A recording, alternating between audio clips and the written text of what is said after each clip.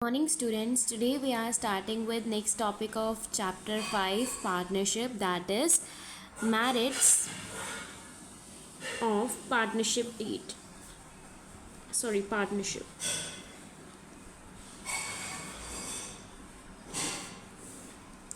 Merits of partnership. ਕੱਲ ਆਪਾਂ ਕੀਤਾ ਸੀ ਪਾਰਟਨਰਸ਼ਿਪ ਦਾ ਮੀਨਿੰਗ, ਫੀਚਰਸ ਪਾਰਟਨਰਸ਼ਿਪ ਦੀ, ਪਾਰਟਨਰਸ਼ਿਪ ਡੀਡ ਕੀ ਹੁੰਦਾ, ਉਹਦੇ ਕੰਟੈਂਟਸ ਕੀ ਸੀ ਪਾਰਟਨਰਸ਼ਿਪ ਡੀਡ ਦੇ। ਅੱਜ ਆਪਾਂ ਸਟਾਰਟ ਕਰ ਰਹੇ ਹਾਂ ਮੈਰਿਟਸ ਆਫ ਪਾਰਟਨਰਸ਼ਿਪ। ਸਭ ਤੋਂ ਪਹਿਲਾ ਮੈਰਿਟ ਆਪਣੇ ਕੋਲ ਕੀ ਹੈ? Easy to form and close.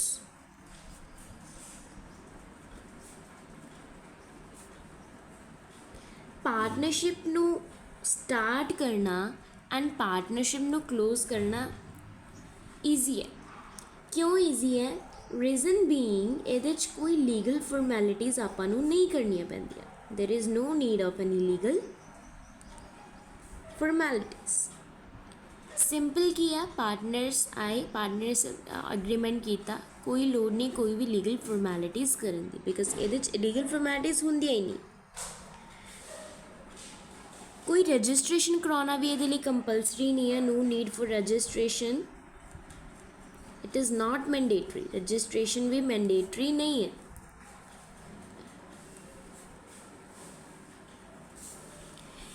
ਇਹੀ ਰੀਜ਼ਨ ਹੈ ਕਿ ਆਪਾਂ ਨੂੰ ਪਾਰਟਨਰਸ਼ਿਪ ਸਟਾਰਟ ਕਰਨਾ ਐਂਡ ਕਲੋਜ਼ ਕਰਨਾ ਕੀ ਹੈ, ਈਜ਼ੀ ਹੈ। ਸੋ ਸੈਕਿੰਡ ਮੈਰਿਟ ਕੀ ਆ ਪਾਰਟਨਰਸ਼ਿਪ ਦੀ?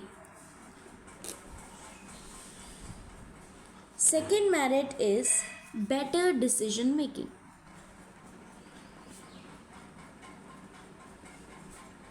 better decision making। ਹੁਣ ਦੇਖੋ, ਕੱਲ ਮੈਂ ਤੁਹਾਨੂੰ ਟੌਪਿਕ ਕਰਵਾਇਆ ਸੀ ਫੀਚਰਸ ਦੇ ਵਿੱਚ ਆਪਾਂ ਟੌਪਿਕ ਪੜ੍ਹੇ ਸੀ ਡਿਸੀਜਨ ਮੇਕਿੰਗ। ਮੈਂ ਤੁਹਾਨੂੰ ਕੱਲ੍ਹ ਹੀ ਦੱਸਿਆ ਸੀ ਕਿ ਇਹ ਦੋ ਪੁਆਇੰਟ ਆਫ ਵਿਊ ਦੇ ਨਾਲ ਅਗਰ ਆਪਾਂ ਦੇਖਦੇ ਹਾਂ ਤਾਂ ਇੱਕ ਸਾਈਡ ਮੈਰਿਟ ਵੀ ਹੈ, ਇੱਕ ਸਾਈਡ ਹੈ ਡੀਮੈਰਿਟ ਵੀ। ਇੱਕ ਸਾਈਡ ਮੈਰਿਟ ਵੀ ਹੈ, ਇੱਕ ਸਾਈਡ ਡੀਮੈਰਿਟ ਵੀ। ਹੁਣ ਐਗਜ਼ਾਮਪਲ ਮੈਂ ਦਿੱਤੀ ਸੀ ਕਿ ਅਗਰ ਮੇਰੇ ਬਿਜ਼ਨਸ ਦੇ ਵਿੱਚ 5 ਪਾਰਟਨਰਸ ਹੈ, ਉਹ ਹਰ ਇੱਕ ਪਾਰਟਨਰਸ ਨੇ ਅਲੱਗ ਵਿਊ ਦੇਣਾ, ਆਪਣਾ ਅਲੱਗ ਓਪੀਨੀਅਨ ਦੇਣਾ, ਉਹ ਅਲੱਗ ਆਈਡੀਆਜ਼ ਲੈ ਕੇ ਆਉਣਗੇ। ਹੁਣ ਹਰ ਇੱਕ ਪਾਰਟਨਰ ਆਪਣਾ ਵਿਊ ਸ਼ੇਅਰ ਕਰੂਗਾ, ਆਪਣੀ ਓਪੀਨੀਅਨਸ ਦੇਗਾ, ਨਿਊ ਕ੍ਰੀਏਟਿਵ ਆਈਡੀਆਜ਼ ਲੈ ਕੇ ਆਏਗਾ। ਤਾਂ ਡੋਂਟ ਯੂ ਥਿੰਕ ਕਿ ਉਹ ਜਿਹੜੇ ਆਈਡੀਆਜ਼ ਹੈ ਆਪਣੀ ਪਾਰਟਨਰਸ਼ਿਪ ਦੇ ਲਈ ਬੈਨੀਫੀਸ਼ੀਅਲ ਹੈ? ਹੋ ਸਕਦਾ ਆਪਾਂ ਨੂੰ ਕੋਈ ਇਨੋਵੇਟਿਵ ਆਈਡੀਆਜ਼ ਮਿਲ ਜਾਣ ਜਿਹਦੇ ਨਾਲ ਆਪਾਂ ਪਾਰਟਨਰਸ਼ਿਪ ਨੂੰ ਇੰਪਰੂਵ ਕਰ ਸਕਦੇ ਹਾਂ, ਆਪਣੇ ਬਿਜ਼ਨਸ ਨੂੰ ਕੀ ਆ ਇਨਹਾਂਸ ਕਰ ਸਕਦੇ ਹਾਂ ਕਿਸੇ ਵੀ ਤਰੀਕੇ ਨਾਲ। ਸੋ ਅਗਰ ਆਪਾਂ ਇਸ ਪੁਆਇੰਟ ਆਫ ਵਿਊ ਨਾਲ ਦੇਖਦੇ ਹਾਂ ਕਿ ਸਾਰੇ ਪਾਰਟਨਰਸ ਤੋਂ ਅਗਰ ਆਪਾਂ ਕੀ ਹੈ ਉਹਨਾਂ ਦੇ ਵਿਊਜ਼ ਕਲੈਕਟ ਕਰਾਂਗੇ, ਉਹਨਾਂ ਦੀ ਓਪੀਨੀਅਨਸ ਪੁੱਛਾਂਗੇ, ਉਹਨਾਂ ਦੇ ਓਪੀਨੀਅਨਸ ਜਾਣਾਂਗੇ, ਆਈਡੀਆਜ਼ ਉਹਨਾਂ ਤੋਂ ਕਲੈਕਟ ਕਰਾਂਗੇ, ਤਾਂ ਇਹਦੇ ਨਾਲ ਆਪਣੇ ਪਾਰਟਨਰਸ਼ਿਪ ਦੀ ਜਿਹੜੀ ਹੈਗੀ ਹੈ ਇੱਕ ਤਾਂ ਡਿਸੀਜਨ ਮੇਕਿੰਗ ਬੈਟਰ ਹੋਏਗੀ, ਦੂਸਰਾ ਕੀ ਹੈ ਇਹ ਇੰਪਰੂਵ ਕਰ ਸਕਦੇ ਆਪਾਂ। ਸੋ ਇਸ ਪੁਆਇੰਟ ਆਫ ਵਿਊ ਨੂੰ ਤਾਂ ਮੈਰਿਟ ਹੈ। ਡੀਮੈਰਿਟ ਮੈਂ ਤੁਹਾਨੂੰ ਕੱਲ੍ਹ ਕਰਵਾਇਆ ਸੀ ਕਿ ਇਹ ਡਿਊ ਟੂ ਜ਼ਿਆਦਾ ਪਾਰਟਨਰਸ ਕਰਕੇ ਡਿਲੇ ਹੋਣ ਦੇ ਚਾਂਸਸ ਹੋ ਸਕਦੇ ਆ। ਨੋ ਡਾਊਟ ਡਿਲੇ ਹੋਏਗਾ ਬਟ ਆਪਾਂ ਨੂੰ ਕੀ ਆ ਨਿਊ ਵਿਊਜ਼ ਵੀ ਤਾਂ ਮਿਲਣਗੇ, ਨਿਊ ਓਪੀਨੀਅਨਸ ਵੀ ਮਿਲਣਗੇ ਐਂਡ ਨਿਊ ਆਈਡੀਆਜ਼ ਵੀ ਮਿਲਣਗੇ। ਹੋ ਸਕਦਾ ਉਹ ਆਈਡੀਆਜ਼ ਆਪਣੇ ਲਈ ਬੈਨੀਫੀਸ਼ੀਅਲ ਹੋ ਸਕਣ। Okay, so this was a better decision making. Third point here is availability of funds।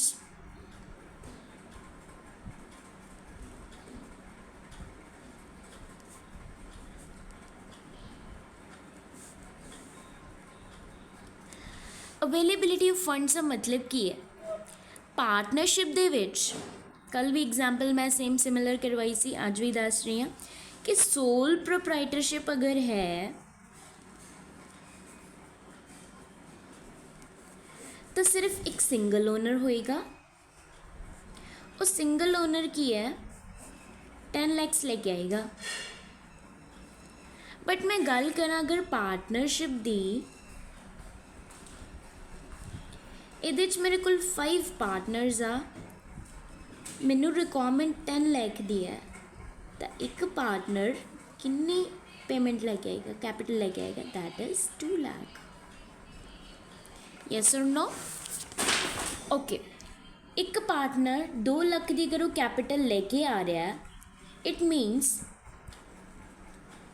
ਇਹ 5 ਪਾਰਟਨਰਸ ਆ 2 ਲੈਕਸ ਲੈ ਕੇ ਆਣਗੇ। ਕਿੱਥੇ ਇੱਕੋ ਹੀ ਪਰਸਨ ਨੇ, ਕੋਈ ਓਨਰ ਨੇ ਕੀ 10 ਲੈਕਸ ਲੈ ਕੇ ਆਣਾ, ਐਂਡ ਕਿੱਥੇ ਇੱਕੋ ਹੀ ਪਾਰਟਨਰ ਨੇ ਕੀ 2 ਲੱਖ ਲੈ ਕੇ ਆਉਣਾ। ਡਿਫਰੈਂਸ ਕਿੰਨੇ ਦਾ? 8 ਲੱਖ ਦਾ। ਸੋ ਅਵੇਲੇਬਿਲਿਟੀ ਆਫ ਫੰਡਸ ਈਜ਼ੀ ਹੋ ਜਾਂਦਾ। ਇੱਕ ਤਾਂ ਇਹ ਹੋ ਗਿਆ। ਦੂਸਰਾ ਕੀ ਹੈ, ਇਨ ਕੇਸ ਕਿ ਪਾਰਟਨਰਸ ਹੈ ਆਪਣੇ ਬਿਜ਼ਨਸ ਦੇ ਵਿੱਚ ਰਿਕੁਆਇਰਮੈਂਟ ਆ ਪੈਸੇ ਦੀ, ਫੰਡਸ ਦੀ ਲੋੜ ਹੈ, ਹੋ ਸਕਦਾ ਹੈ ਇੱਕ ਪਾਰਟਨਰ ਕੀ ਹੈ ਥੋੜ੍ਹਾ ਜਿਹਾ ਜ਼ਿਆਦਾ ਫੰਡਸ ਲੈ ਕੇ ਆ ਸਕਦਾ, ਇੱਕ ਥੋੜ੍ਹਾ ਜਿਹਾ ਘੱਟ ਲੈ ਕੇ ਆ ਸਕਦਾ। ਹੁਣ ਜਿਹੜਾ ਜ਼ਿਆਦਾ ਫੰਡ ਲੈ ਕੇ ਆਊਗਾ, ਮੋਰ ਫੰਡਸ ਲੈ ਕੇ ਆਊਗਾ, ਓਬਵੀਅਸ ਹੋ ਗਿਆ ਪ੍ਰੋਫਿਟ ਕੀ ਹੈ ਅਤੇ ਉਹਦੇ ਵਿੱਚ ਸ਼ੇਅਰ ਵੀ ਆਪਣਾ ਜ਼ਿਆਦਾ ਰੱਖੇਗਾ। ਜਿਹੜਾ ਘੱਟ ਲੈ ਕੇ ਆਊਗਾ ਉਹਦੇ 'ਚ ਉਹਦਾ ਪ੍ਰੋਫਿਟ ਵੀ ਘੱਟ ਹੋਏਗਾ, ਉਹਦਾ ਸ਼ੇਅਰ ਵੀ ਘੱਟ ਹੋਏਗਾ। ਯੈਸ, ਸੋ ਇਹ ਡਿਪੈਂਡ ਕਰਦਾ टाइप्स ऑफ पार्टनरशिप, यानी कि पार्टनरशिप अगर आप करते पे हाँ तो अपने को फंड्स की अवेलेबिलिटी इस तरीके ना होगी। एंड सोल प्रोप्राइटरशिप कितने की है, सिंगल पर्सन ने 10 लाख रुपीज़ लैके आने। सो नेक्स्ट इज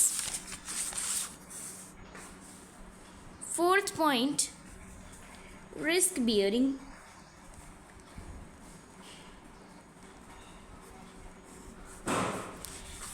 यही पॉइंट कल मैं फीचर्स दे विच करवाया सी। यस, ओके, हुण इहदे विच की है रजे कि एक तो सिंगल ओनर है, जो बिजनेस दे विच लॉस हुंदा है, रिस्क का मतलब की हुंदा है जिथे चांसिस ऑफ लॉस होन, chances of loss due to unfavourable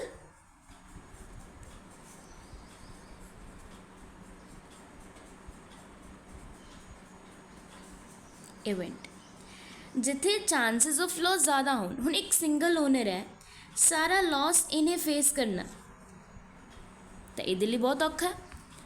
उही जगह ते अगर मैं गल करा पार्टनरशिप दी, मैं पार्टनरशिप दी गल अगर कर रही हाँ,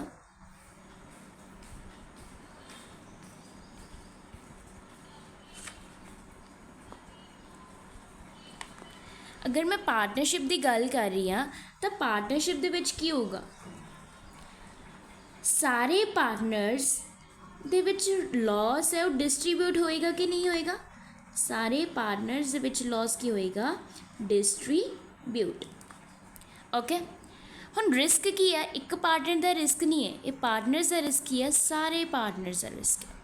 okay,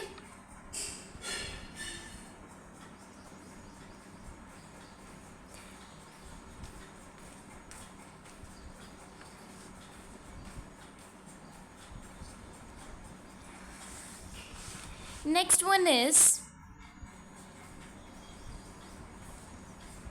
5th point, that is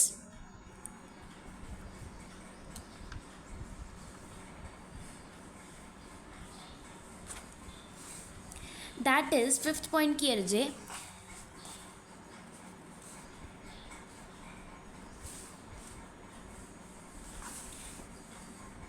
tax benefit, tax benefit। what is tax benefit? हुन देखो, अब मेरा पार्टनरशिप फर्म है, मैं बिजनेस कर रही हाँ, राइट, तो मैं बिजनेस अगर कर रही हाँ तो ऑब्वियस मैंने टैक्स भी तो पे करना पऊगा। अगर मेरी लिमिट क्रॉस हो रही है जो भी इंडियन इनकम टैक्स के अकॉर्डिंग, इनकम टैक्स एक्ट के अकॉर्डिंग, इनकम टैक्स एक्ट दी प्रोविजनस के according,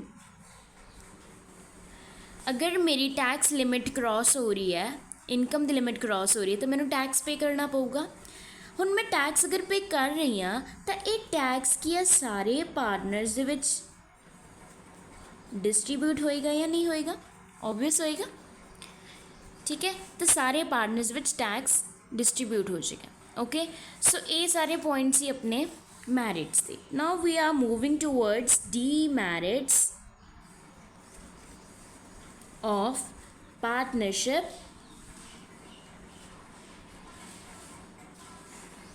demerits of partnership.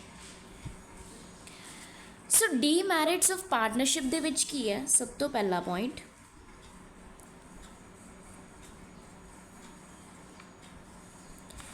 lack of public confidence, lack of public confidence। what do you mean by lack of public confidence? ਜਿਵੇਂ ਕਿ ਤੁਹਾਨੂੰ ਦੱਸਿਆ ਕਿ ਇਹਦੇ 'ਚ ਕੀ ਹੈ ਵੀ ਪਾਰਟਨਰਸ਼ਿਪ ਹੈ ਨਾ,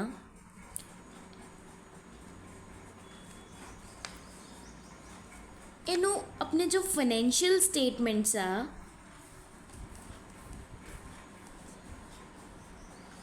ਉਹਨੂੰ ਪਬਲਿਸ਼ ਕਰਨ ਦੀ ਲੋੜ ਨਹੀਂ ਪੈਂਦੀ, ਪਬਲਿਸ਼ ਕਰਨ ਦੀ ਲੋੜ ਨਹੀਂ ਪੈਂਦੀ। ਫੋਰ ਐਗਜ਼ਾਮਪਲ ਕੰਪਨੀ ਅਕਾਊਂਟਸ ਦੇ ਵਿੱਚ ਹੁੰਦਾ ਕਿ ਅਗਰ ਆਪਾਂ ਕੰਪਨੀ ਦੇ ਅਕਾਊਂਟਸ ਬਣਾ ਰਹੇ ਹਾਂ ਤਾਂ ਆਪਾਂ ਨੂੰ ਪਬਲਿਸ਼ ਕਰਨਾ ਪੈਂਦਾ ਤਾਂ ਕਿ ਆਪਣੇ ਜਿਹੜੇ ਪਬਲਿਕ ਹੈ, ਐਕਸਟਰਨਲ ਇੰਟਰਨਲ ਯੂਜ਼ਰਸ ਆਪਾਂ ਆਲਰੇਡੀ ਕੀਤੇ ਹੋਏ ਆ ਅਕਾਊਂਟਸ ਵਿੱਚ, ਤਾਂ ਕਿ ਉਹ ਯੂਜ਼ ਕਰ ਸਕਣ, ਚਾਹੇ ਕ੍ਰੈਡੀਟਰਸ ਯੂਜ਼ ਕਰ ਸਕਣ ਐਕਸਟਰਨਲ, ਚਾਹੇ ਉਹ ਇੰਟਰਨਲ ਇੰਪਲੋਈਜ਼ ਵਰਕਰਸ ਹੋ ਗਿਆ, ਇਹ ਯੂਜ਼ ਕਰ ਸਕਣ, right.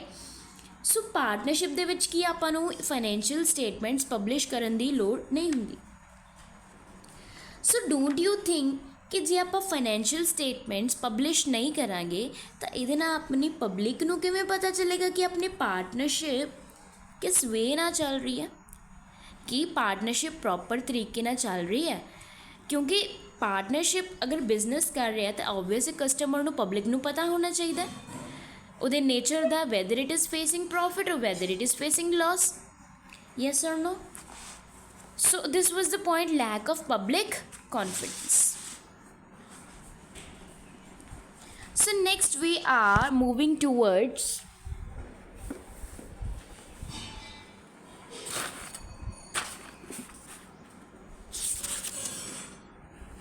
demerit, second demerit, that is conflicts, that is conflicts। ਹੁਣ ਪਾਰਟਨਰਸ਼ਿਪ ਅਗਰ ਆਪਾਂ ਪਾਰਟਨਰਸ਼ਿਪ ਦੇ ਵਿੱਚ ਹੈਗੇ ਆ ਤਾਂ ਚਾਂਸਿਸ ਆਫ ਕਨਫਲਿਕਟ ਜ਼ਿਆਦਾ, ਚਾਂਸਿਸ ਆਫ ਕਨਫਲਿਕਟ ਹੋ ਸਕਦੇ ਆ ਨਾ, ਕੋਈ ਵੀ ਰੀਜ਼ਨ ਹੋ ਸਕਦਾ। ਕਨਫਲਿਕਟ ਕੀ ਹੁੰਦਾ? ਲੜਾਈ ਝਗੜਾ, ਡਿਸਪਿਊਟ, ਆਰਗੂਮੈਂਟਸ, ਰਾਈਟ, ਇਹ ਹੋ ਸਕਦਾ। ਕਿਉਂ ਹੋ ਸਕਦਾ? ਜਿੱਥੇ ਕੀ ਹੈ ਇੱਕ ਤੋਂ ਜ਼ਿਆਦਾ ਪਾਰਟਨਰਸ ਹੋਵੇ, ਚਾਂਸਿਸ ਆਫ ਕਨਫਲਿਕਟ ਰੇਜ਼ ਹੋ ਜਾਣਗੇ, ਲੜਾਈ ਝਗੜਾ। ਓਕੇ, ਹੁਣ ਇਹ ਲੜਾਈ ਝਗੜਾ ਕਾਹਦੇ ਨਾਲ ਰਿਲੇਟਡ ਹੋ ਸਕਦਾ? ਕਾਸੇ ਨਾਲ ਵੀ, ਚਾਹੇ ਸੈਲਰੀ ਨਾਲ ਰਿਲੇਟਡ, ਚਾਹੇ ਪਾਰਟਨਰਸ ਨਾਲ, ਪ੍ਰੋਫਿਟ ਦੇ ਨਾਲ ਰਿਲੇਟਡ, ਪ੍ਰੋਫਿਟ ਐਂਡ ਲਾਸਿਸ ਸ਼ੇਅਰਿੰਗ ਦੇ ਨਾਲ ਰਿਲੇਟਡ।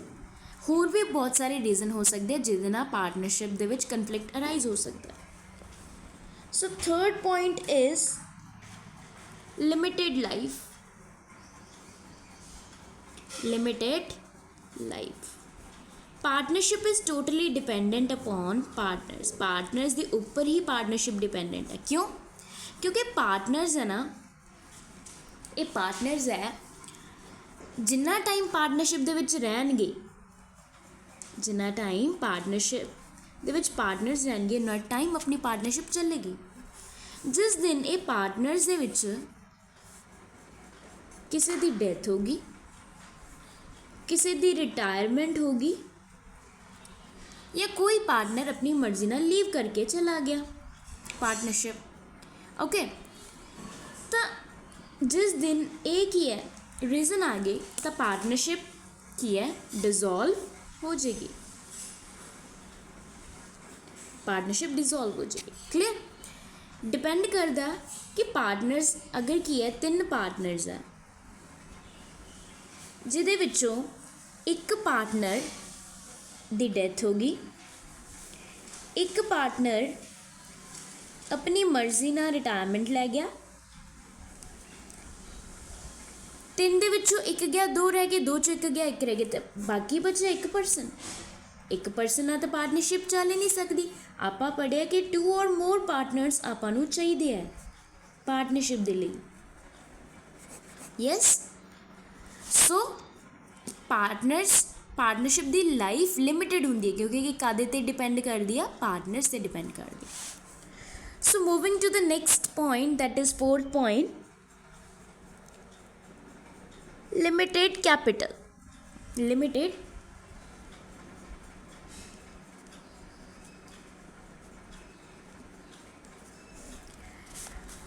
ਇਹਨਾਂ 'ਚ ਐਗਰੀਮੈਂਟ ਹੁੰਦਾ, ਪਾਰਟਨਰਸ ਦੇ ਵਿੱਚ ਐਗਰੀਮੈਂਟ ਹੁੰਦਾ ਕਿ ਅਸੀਂ ਇੰਨੀ ਹੀ ਕੈਪੀਟਲ ਲੈ ਕੇ ਆਉਣੀ ਹੈ, ਲਿਮਿਟਿਡ ਕੈਪੀਟਲ ਲੈ ਕੇ ਆਉਣੀ ਹੈ, ਰਾਈਟ। ਬਟ ਇਨ ਕੇਸ ਮੈਂ ਆਪਣੇ ਪਾਰਟਨਰਸ਼ਿਪ ਨੂੰ ਐਕਸਪੈਂਡ ਕਰਨਾ ਤਾਂ ਡੋਂਟ ਯੂ ਥਿੰਕ ਮੇਰੇ ਕੋਲ ਕੈਪੀਟਲ ਘੱਟ ਜਾਏਗੀ। ਫਿਰ ਇਹਨਾਂ 'ਚ ਕਨਫਲਿਕਟ ਹੋ ਸਕਦੀ ਹੈ ਕਿ ਮੈਂ ਇੰਨੀ ਕੈਪੀਟਲ ਨਹੀਂ ਲੈ ਕੇ ਆਣੀ, ਦੂਸਰਾ ਕਹੇਗਾ ਮੈਂ ਇੰਨੀ ਕੈਪੀਟਲ ਲੈ ਕੇ ਆਣੀ। यानी कि लिमिटेड कैपिटल ही लेके आते हैं partners, but in the partnership expand नहीं हो पाती। Okay, so next point is fifth point,